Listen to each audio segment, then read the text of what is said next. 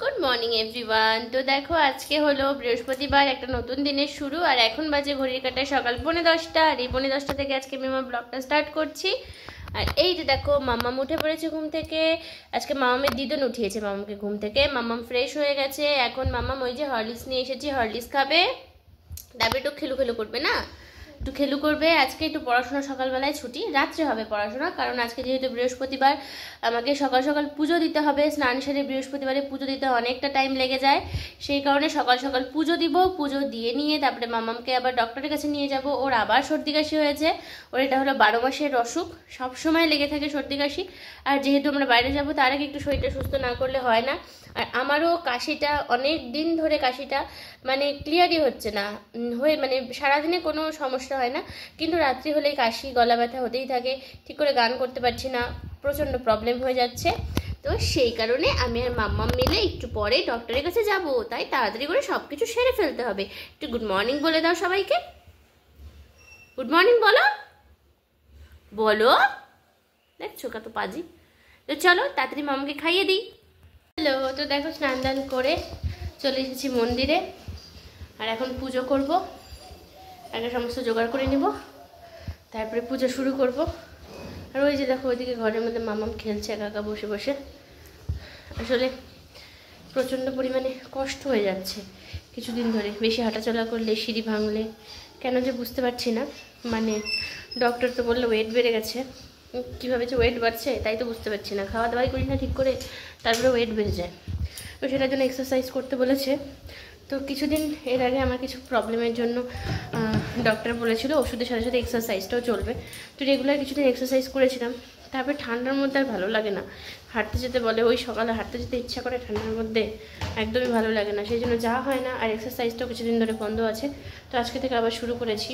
মানে ওয়েট বেড়ে যাচ্ছে বলে আমি বুঝতে পারি না যে কীভাবে, মানে ওয়েট বেড়ে যাচ্ছে কীভাবে, যে ওয়েট বাড়ে কে জানে। খাওয়া দাওয়া তো সেরকমভাবে মানে খাওয়া হয় না খুব একটা রিচ বা কিছু, তারপরেও বাট এতটুকু বুঝতে পারছি যে জানি না শারীরিক ওয়েট কতটা বাড়ছে বা কী হচ্ছে। বাট আমার মানে পেটের দিকটা একটু কেমন জানি উপরের দিকে, মানে পেট উঠে যাচ্ছে না কি, এরকম একটা প্রবলেম হচ্ছে, সেটা নিজেও বুঝতে পারছি। তো সেটার জন্য এক্সারসাইজ এখন রেগুলার করতে হবে, আর একটু কিছুদিন পর থেকে হাঁটতেও যেতে হবে। তো চলো বেশি বকবক না করে পুজোর জোগাড়গুলো করে ফেলি।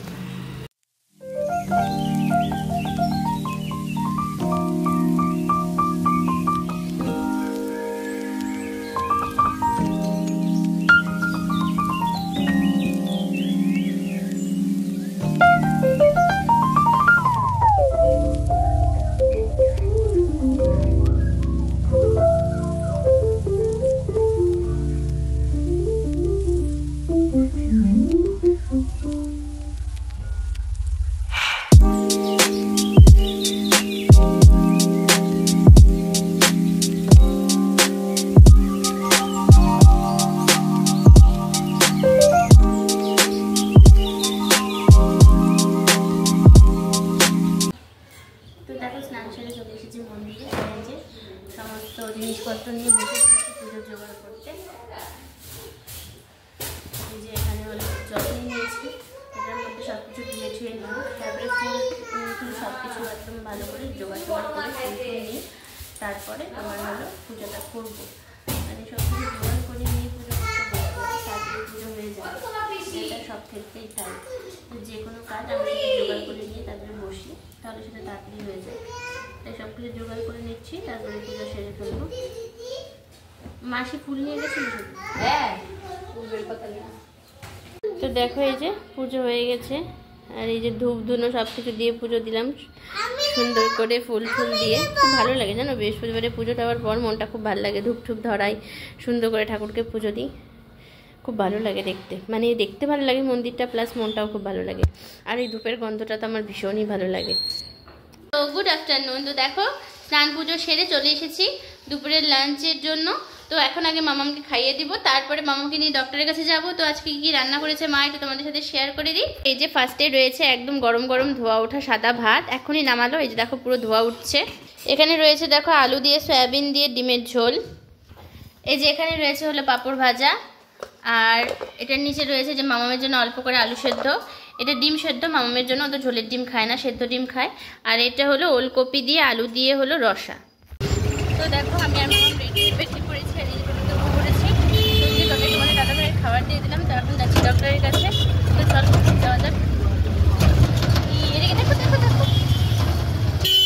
চলে এসেছি যেখানে মামাকে ডক্টর দেখাই সেখানে।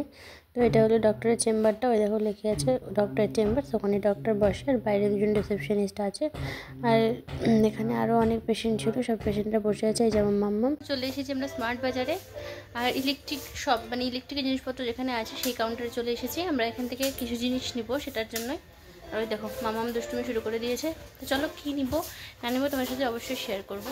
দেখো চলে এসেছি বাড়িতে, আর মামামকে এখন এই যে ওষুধ খাইয়ে দিব, তারপরে একটু রেস্ট করব। ফ্রেশ হয়ে গেছে একদম। একটু যদি রেস্ট না করি না 10-15 মিনিট, তাহলে আবার মাথা ব্যথা শুরু হয়ে যাবে। তো সেই কারণে একটু রেস্ট করে নিই, তারপরে আবার তোমাদের সাথে বিকেলে কথা হচ্ছে, ঠিক আছে? তো ততক্ষণের জন্য টাটা বাই, আবার বিকেলে আবার দেখা হচ্ছে। তো দেখো সন্ধ্যাবেলায় চলে এসেছি রান্নাঘরে, আর এদিকে দেখো রুটি বেলে নিচ্ছি। তো রুটি বানাবো না, বানাবো হলো পরোটা। তো সন্ধ্যাবেলায় কিছু খেতে ইচ্ছা করে, তো কী খাবো ওটাই ভাবছিলাম। তাই ভাবলাম চলো, প্রতিদিন তো চা তারপরে মুড়ি এই সমস্ত কিছু খাওয়া হয়, তো আজকে একটু পরোটা করি। চাও করবো অবশ্য, তো তার সাথে পরোটাও করবো। তো অনেকদিন ধরে পরোটাটা খাওয়া হচ্ছে না, তাই ইচ্ছা হলো খেতে আজকে। সেই জন্য রুটিগুলো সব বেলে নিচ্ছি। তো বেলে নিই আগে, তারপরে ভেজে নেবো, তাহলে সুবিধা হবে, তাড়াতাড়ি হয়ে যাবে। তো চলো তাড়াতাড়ি বেলে নিই, তারপরে আবার পরোটাগুলোর সাথে কথা বলছি।